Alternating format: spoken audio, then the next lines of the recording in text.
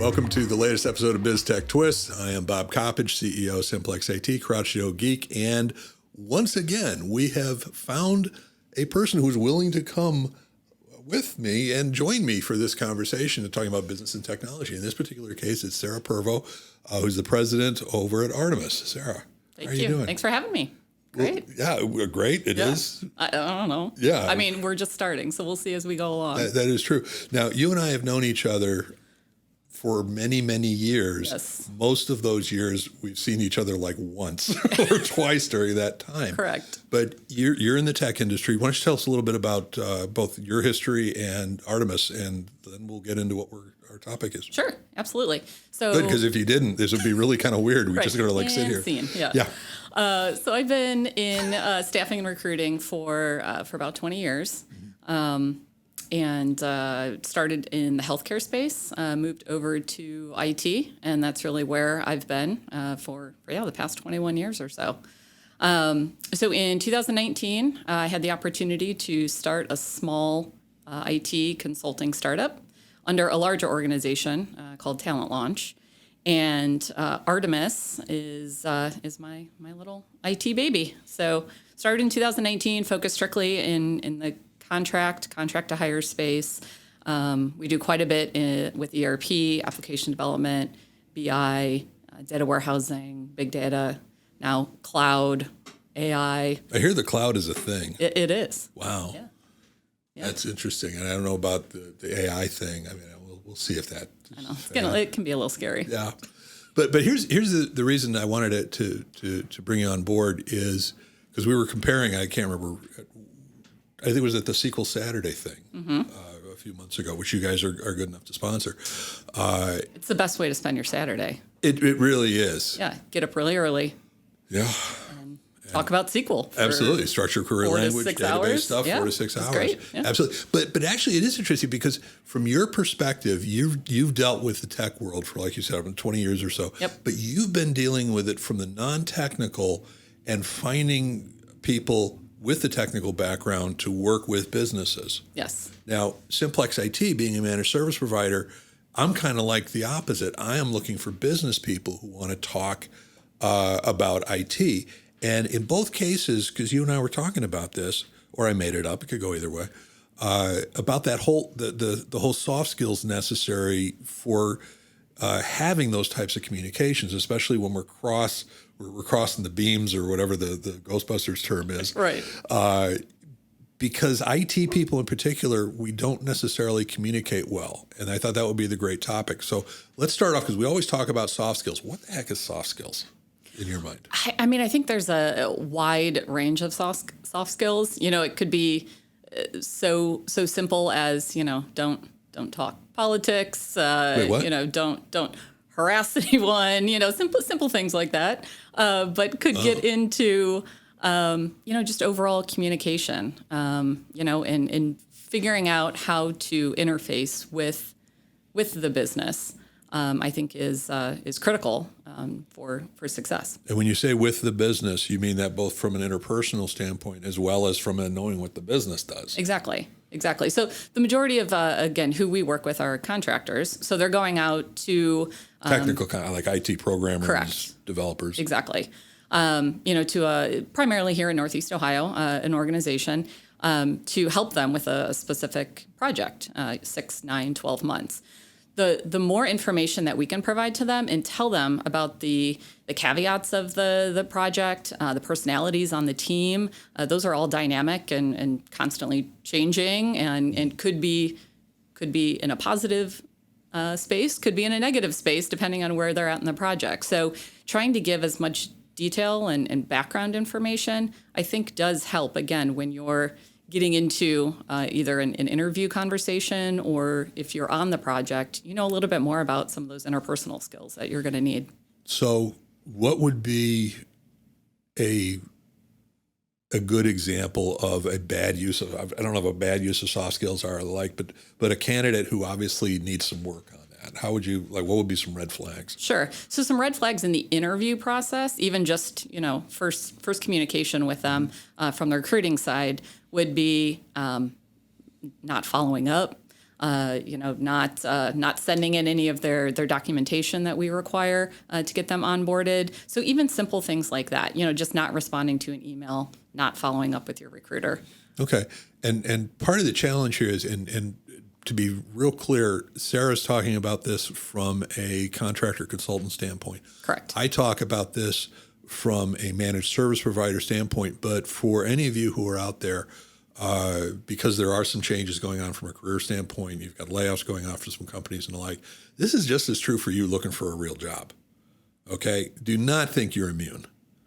Because you still have to have that kind of engagement level going on. And really that's part of it, is that whole, I'm a really, really good programmer, but if you're not replying to email requests for an interview, right, that puts the programming skills as suspect. Right, exactly.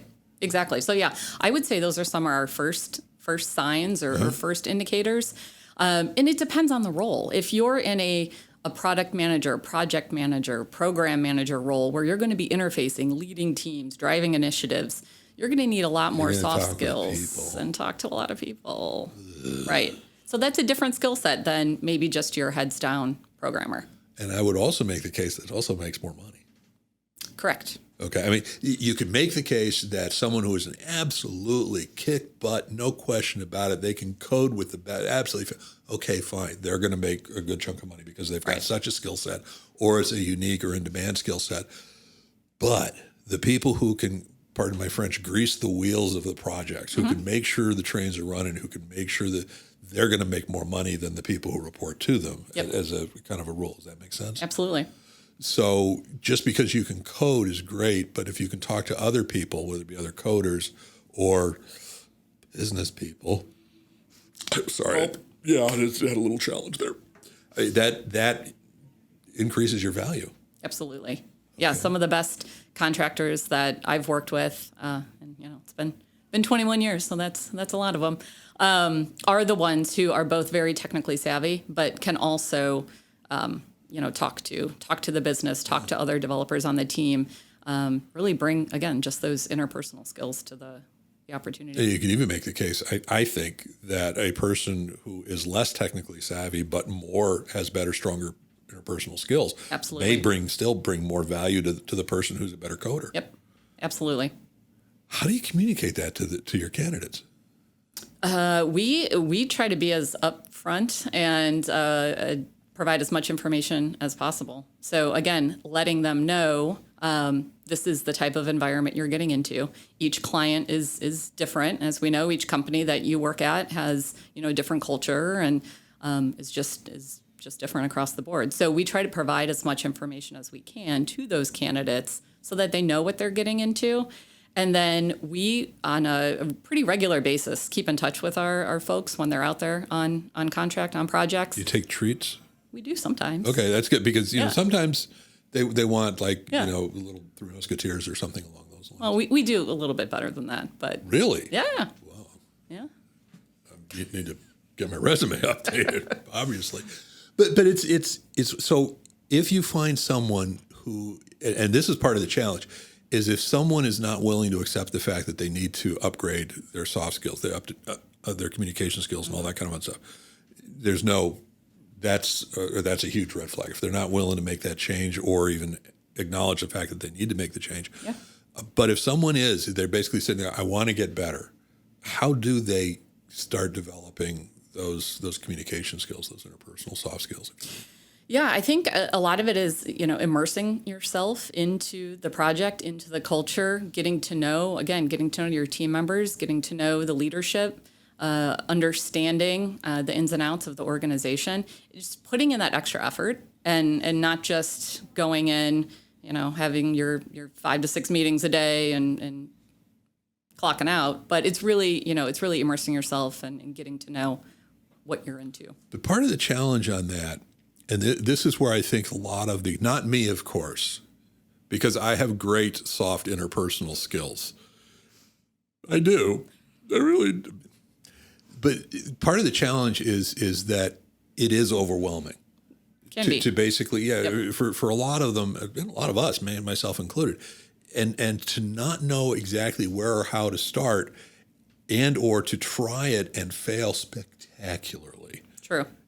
by basically trying to get involved with a bunch of people who are talking about something you have no business. It's a social conversation or the like, and you fail miserably. You're like, I will never do that again. Right. And I think part of the challenge is from the IT standpoint.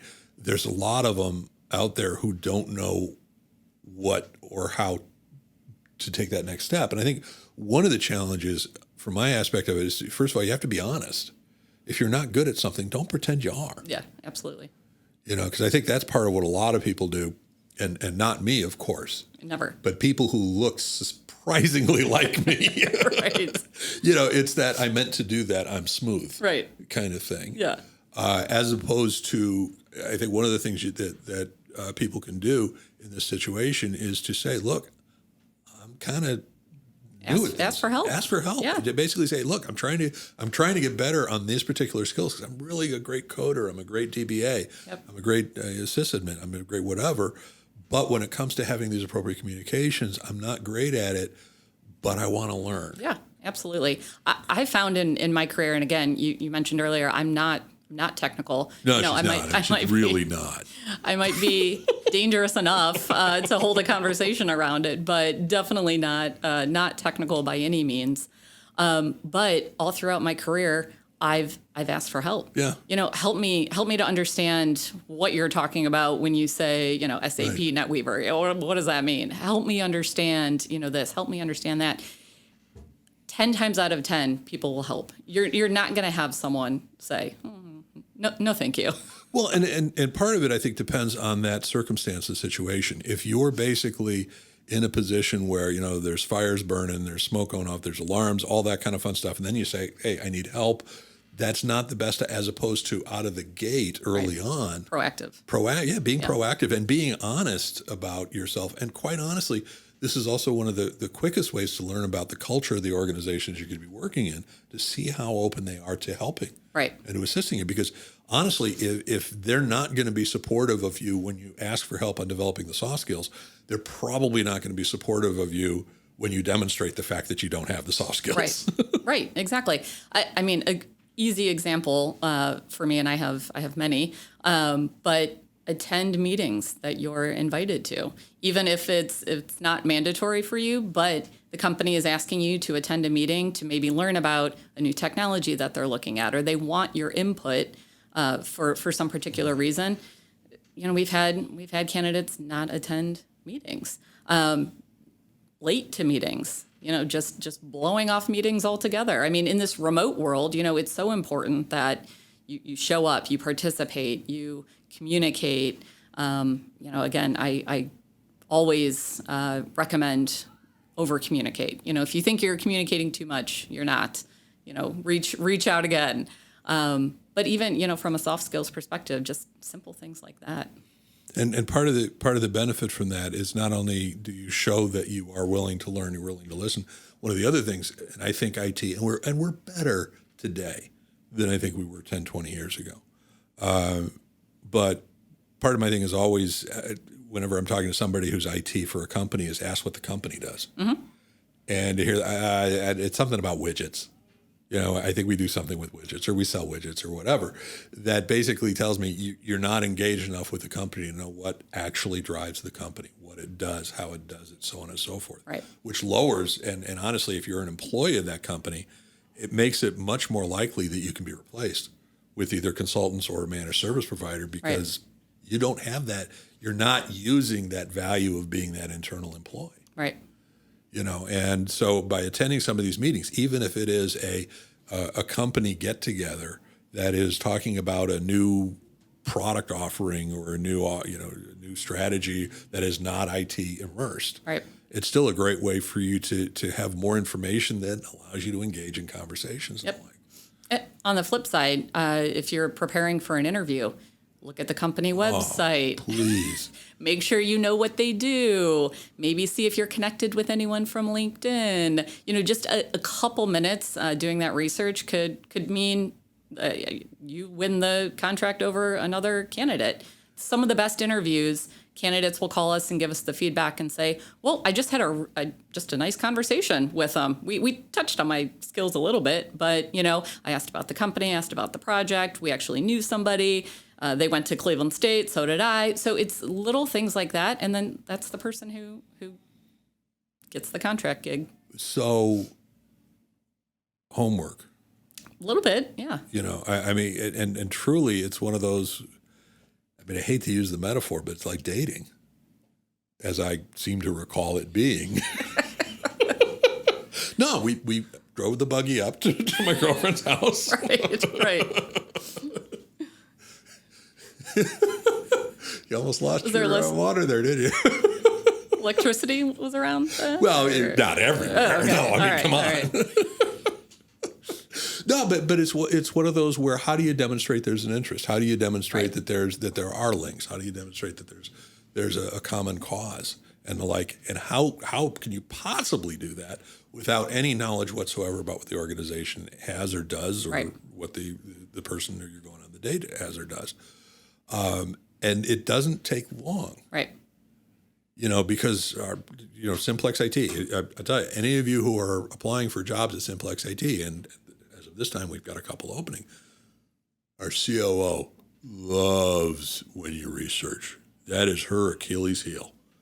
If you take a look, you take a look at the blog entries of the articles, of some of these videos, the podcasts, whatever, that shows that you've got that initiative. Yep. That you're going to go above and beyond. That's and when you look at it from, I've got a resume, oh, great, that skills, that's something that probably hasn't been updated in some period of time, whatever. But what did you do to prepare for this moment in this conversation? That's dynamic. That's transactional. That's something you've done right now. Right. Absolutely. Yep. So, yeah. So, 20 years, Are IT people better at soft skills now than they were back in the day? I think so. I feel like they are. I've made the transition from recruiting to more of the sales focus. Right. So I'm more client engaging. And usually when you're at that level, you're a director, VP. You needed some good soft skills to get where you were or where you are. And so those interactions and those conversations, I think from a sales perspective, are a little bit easier. But yeah, I think from a candidate perspective, definitely it's gotten better. Do you think that is because the profession has matured, or do you think that kids are getting better at this stuff, or what? Yeah, probably a little bit of both. And I think people, it's, you think of IT departments, back in the day, it's different now than it was then. I think because the buggies and the electricity. It's gotten a little bit better. Yeah. And I think businesses are seeing that IT is a necessary department and a necessary skill set within their organization, and not a cost center, but something to enhance and make the organization better and stronger. And it's interesting because not all companies have. Correct. We've got a running joke at Simplex-IT that, obsolete in manufacturing means it doesn't turn on anymore. Right. And so you have some companies, especially some generational companies who don't upgrade their IT, who don't upgrade their infrastructure, don't pay attention to security. And they're still profitable. They're still doing a great job. So who am I? And in those particular cases, it is still a cost center. Mm-hmm. But the larger, more successful companies, absolutely, it's more integrated into their day-to-day operations. So I think that it is more likely that the people who are in IT are better from a skill set standpoint. But I still remember, because I used to be, because I've been in it longer than 20 years, back in the 80s with Data Processing Managers Association, which is now the AITP group or whatever. And this would have been back in the mid-'80s, where I was the program chair for Cleveland chapter, and I brought in a fashion consultant, which I know you're looking at me and saying, wow, Bob, you don't need a fashion consultant. Right. Because I'm beyond help, but okay. But no, and this was back in the towards the twilight of the mainframe days. So you had a lot of people with the white shirts and the short sleeve shirts and the ties. And people were vehemently opposed. there was like 40 people in the audience, and this young lady came out and yes, I was one of the victims or whatever, and showed how just making slight changes to their attire would be more approachable, would be more, modern, more professional, whatever. And I remember one guy in particular was just about to tears, saying that people are not going to hire me, or they're not going to not hire me because of how I look, because I am a great programmer. And probably at least half of the people in the audience were behind this guy. And just this vehement statement of it's all about my technical skills. And I think IT back then, which means that IT, for where a lot of current managers grew up on, that was true, because IT was so inflexible that programs had to be written only in a certain way. A coder could go away for 3 weeks and just write nothing but code and not see anybody, not talk to anybody. Right. The specs were well defined, so you could get away with that non-conversation. Right. But boy, those days are gone, right? Well, and think about what's changed over the course of the past number of years too, is how important data is for businesses. From a business intelligence standpoint, data warehousing, dashboard, reporting. I mean, this is what companies are really driving major decisions on. Yeah. And that has a different IT feel, because you're not back office, you're not mainframe, you're not sitting in a corner programming. You have to interface with the business, because the business has all the information. The IT just needs to present it and gather it and you bring up a good point about data and how data is different. I want to get into that. But before we do that, I want to go to a commercial break. I mean, I don't want to, but I'm being forced to by the same person who almost lost her drink on her keyboard. We'll be right back. Are you fed up with reactive IT providers who take too long to respond, let problems fester, and nickel and dime you for every little thing? Say goodbye to those frustrations by choosing Simplex-IT, home of Amazon's best-selling author and BizTech Twist host Bob Coppage.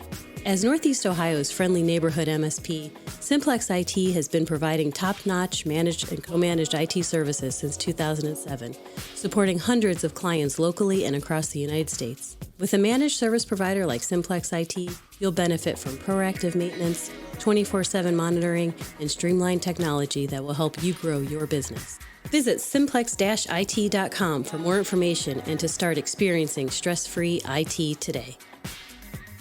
And we're back with Sarah Pervo, and we are talking about soft skills, and started talking about data. But here's the question or thought I had, and I want you to tell me probably when I'm wrong, because But when you look at the three most recent significant changes to IT, which in my opinion are security and data and now AI. Yep. Those three things, unlike all of the other revolutionary things to have happened, cloud, virtualization, client server, PCs, whatever, but those three changes are completely different mindsets than all of the IT stuff and changes beforehand. Right. And so the skill sets, the soft skills, the preparing, the organizational adoption, all of those are very, very different. And I think, and this may get to what role your organization plays, I think a lot of companies are having trouble because outside management views it as it's IT. So my IT staff should be able to handle those three things. Whereas IT is looking at going, yeah, it's IT, we should be able to, but boy, this stuff looks different. Mm-hmm. I mean, is that something you've run into, or? Oh yeah, absolutely. From a skill set perspective, 100%. A lot of organizations, if it's AI, maybe they want to dabble in it and they want to try a couple things, so they bring in a contractor because they don't have a full-time individual handling that. But yeah, absolutely. Yeah. And so you could almost make the case then also from a different set of soft skills, because someone who is, if you're a data analyst or a data engineer, or however, there's a bunch of terms that are going out there right now, you have to have a concept of the business. You have to have a concept of what an organization does to turn data into information, into useful, potential energy into kinetic energy. And from a security standpoint, you've got to know people because people are so often the root cause behind where the security breach happens, as well as you have to know the bad guys from an entrepreneurial standpoint about all of the new strategies they're doing.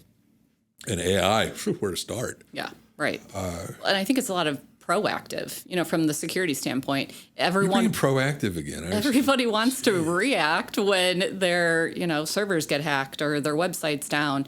I think a lot of it is that, again, soft skill of forward thinking and, how do we get creative and what do we do from next step standpoint?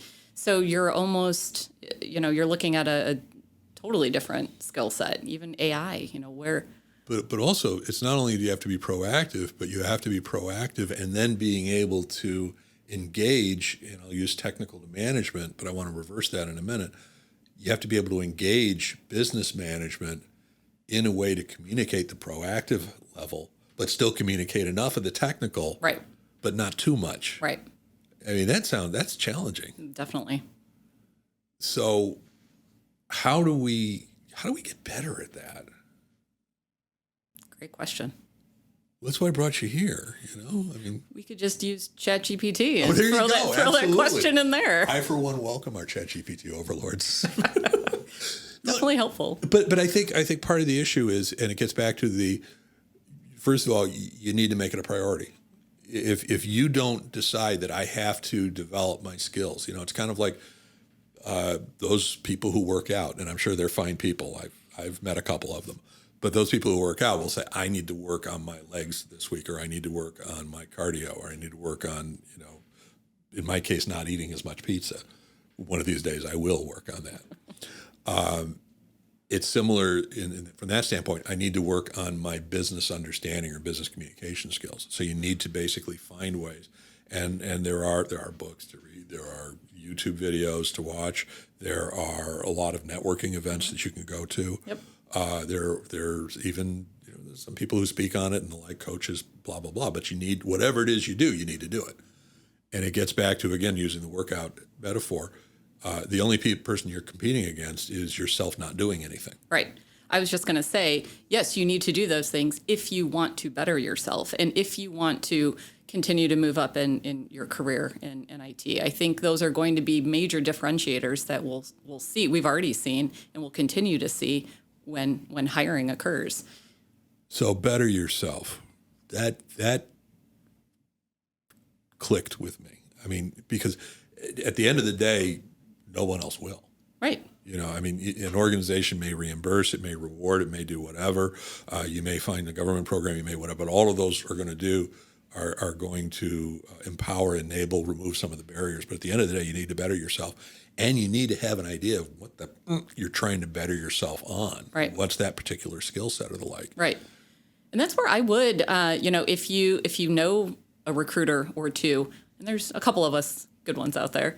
Yeah, but not you guys. Who are the good ones? No, what's your website? What's your website?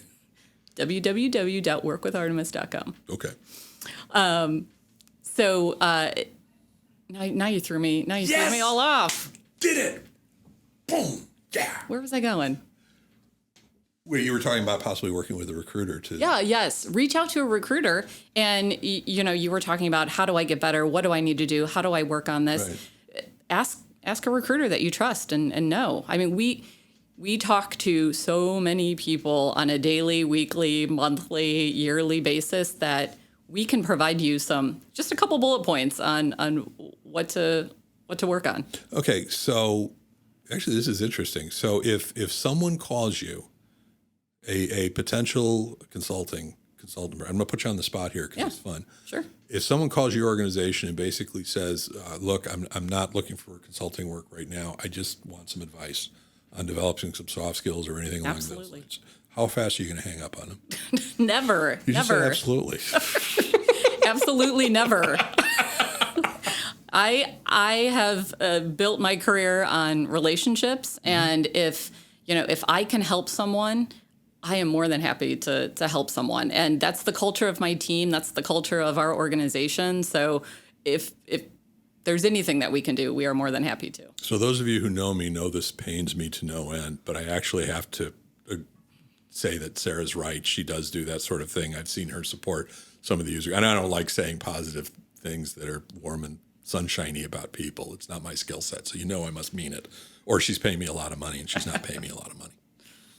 So, but actually that's really kind of an interesting thing, because one of the things we talk about organizations who are looking to engage in a relationship with a managed service provider like Simplex-IT, because I'm going to turn it around on me. Got it. Okay.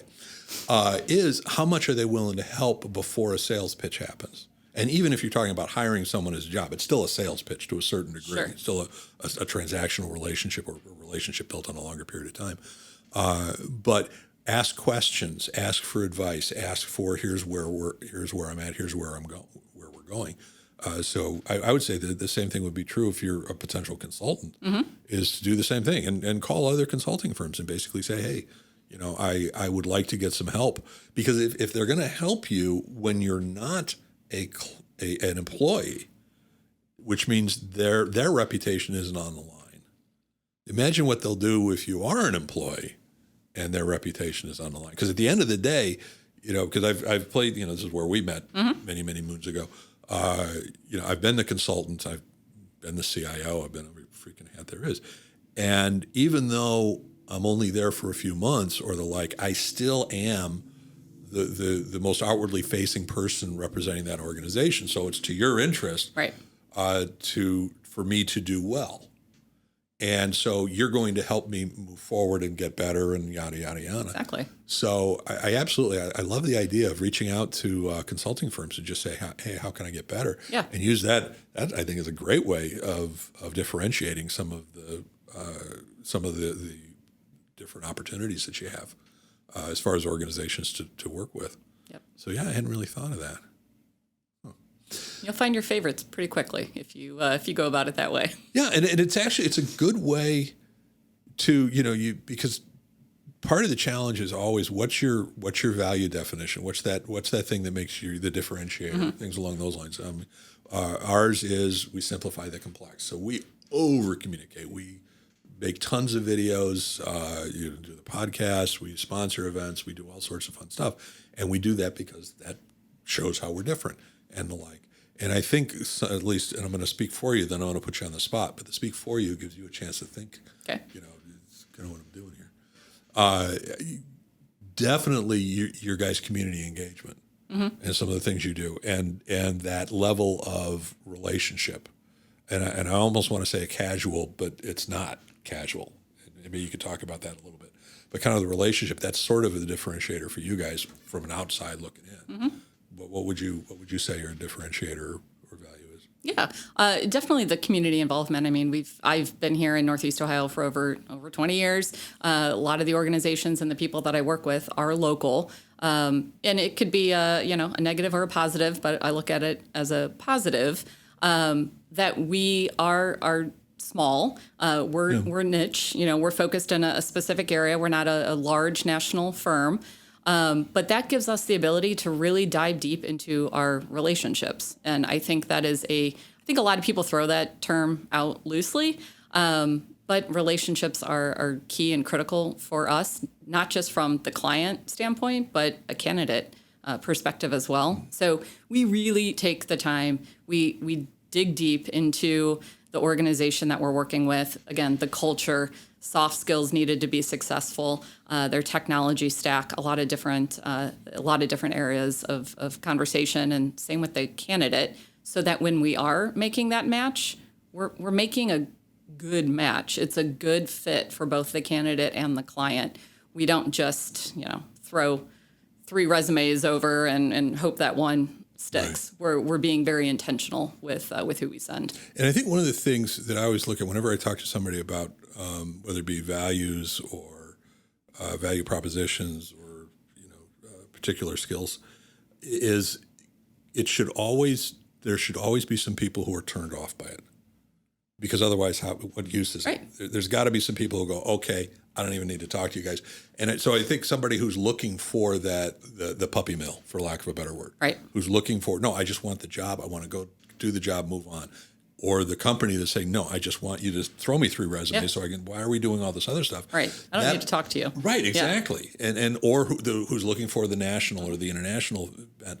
And that is, it is so not, because there's so many organizations and people who are, especially when you look at LinkedIn invitations, holy crow, I can solve every problem that you have. Right. By the way, what are your problems? Right. Right. So to be able to focus, so you're basically saying, hey, we are gonna look to develop the relationship. We are gonna work on developing some soft skills. Yeah, it may take a little longer. Yeah, it may do this, but it's going to result in more value to organizations and people who value that sort of thing. Correct. And I think by saying that up front is a great time saver. And similarly, to have that conversation with potential employees, on our part. We do talk about when we interview people, we do talk about this is who would be a failure. Mm-hmm. If you're looking to be a superstar, if you're looking to be the center of attention who solves every problem, who's the champion, person who comes in the last minute, you're not going to work out here because we're more team, we're more collaborative. We like to be more proactive, right? To use your terms. We like to do those sort of things, but the fact that we're willing to say, here's what's not a good fit, I think is powerful. Yeah. I tell people we're not everything to everyone. Yeah. We can't solve all your problems. Yeah. We can solve certain problems. No one can solve all my problems. We do it really well. Yeah, here they come now, actually. There's a siren going on in the background. But I think that if you do come across and say that you can do everything, then that's not genuine. Yep. It's a bit phony. Yep. Cool. All right. So soft skills. What, if you had to talk about it from a technician standpoint, give me 3 things that all technicians should do as far as evaluating where they're at in their soft skill inventory. Then I'll give you my 3. Oh, geez. Definitely putting me on the spot here. So just a technical, like a developer? Pretty much. I'm not going to tell you you're wrong. You want me to go? Go ahead. You go first. Okay. So the first thing is, wherever you're working at now or most recently, how effectively can you talk about what that business does? Can you talk about what their offerings are, what their history is, all of that kind of fun stuff? Second, how comfortable are you explaining an IT concept to a non-IT person? Not so that they understand everything, but so they understand enough so that they can hold a conversation. And then number 3 is,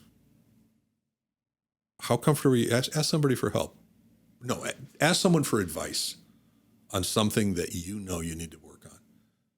Find a topic that you want to get better at and identify somebody who you think would be a good source of advice. But ask for advice on what you should do. So those are my 3 things. That's a good one. Reach out to your favorite local recruiter. There you go. There you go. Okay. Cool. So, Sarah, I want to thank you. Yeah, thank you. Yeah, and I know that you had your misgivings originally of actually sitting in a room with me for, near an hour or so. I've done it before, I guess. Yeah, so. I know. But police let us go. Just to be clear. Had nothing to do with the police this time. No, I appreciate it. So if someone wanted to reach out, either to your organization or you or the like, how would they do this? Connect with me on LinkedIn. Definitely have a big presence there. Yep. Or send me an email to spervo@workwithartemis.com. And workwithartemis.com again is the website. You got it. So cool. And that's basically from a contractor consultant project standpoint in Northeast Ohio, and actually in Pittsburgh as well, right? A little bit in Pittsburgh. Yep. Cool. And Simplex-IT, co-managed IT services and the like. And with that, I got to remind you that a lot of you have not been keeping up with the subscriptions, especially those people in Idaho. And I don't know what it is about Idaho, but you're not subscribing enough. So the rest of you 49 states and the rest of the world have to pick up where Idaho is left off. So you have to subscribe. Oh, and if you subscribe without clicking on likes or bells, that is illegal in 7 states. I'm not going to name the states off. I'm not going to do all the work for you, but you You have to keep track of that. So if you want to be safe, and who amongst us doesn't, subscribe, click the bell, and like, and then comment in the comments that you did it. Otherwise, I won't believe you did it. Again, Bob Coppage, CEO of Simplex-IT, Cross Show Geek. Sarah, thanks again. Absolutely. And BizTech Twists. Catch you later.